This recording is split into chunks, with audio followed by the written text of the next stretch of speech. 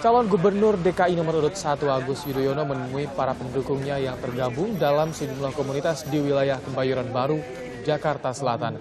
Kedepan, Agus berkomitmen melibatkan komunitas muda dalam pembangunan ibu kota untuk membuat Jakarta menjadi kota kreatif dengan basis teknologi informasi.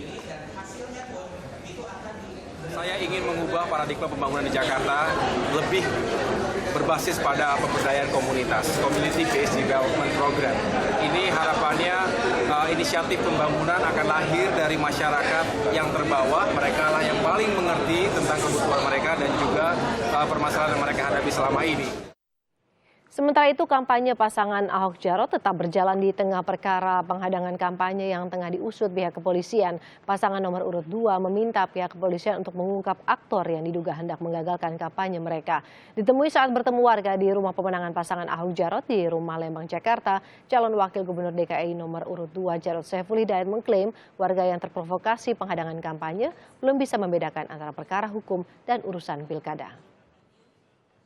Yang menyangkut masalah tadi saya sampaikan, ya untuk masalah penghadangan itu saya minta sebetulnya kepada kepolisian, Panwas maupun kejaksaan ya, Bawas ya, tolong dicari betul di dalam betul aktor-aktor intelektualnya siapa. Ini kan cuma bidak-bidak saja ya. Saya paham kok, yang saya temui itu biasanya bidak-bidak karena mereka itu tidak tahu sebetulnya ya apa tujuannya ya. Yang dia tahu adalah penista agama, ya, hukum dan penjarakan Ahok, gitu ya. Itu aja sebetulnya. Sehingga dengan cara seperti itu maka saya dan Pak Ahok tidak boleh masuk ke wilayah mereka. Kan itu kan dicampur-campur, ya. Dia tidak memahami, tidak tahu aturan, ya, mana yang merupakan proses pilkada dan mana proses hukum. Sedangkan pasangan nomor urut 3 Anies Baswedan Sandiaga Uno belusukan ke wilayah DKI yang rawan gusuran dan menjanjikan pembangunan kampung deret. Permukiman warga pinggiran rel kereta api di Kelurahan Ancol, Kecamatan Pademangan, Jakarta Utara menjadi tujuan kampanye calon wakil gubernur DKI Jakarta nomor urut 3 Sandiaga Uno.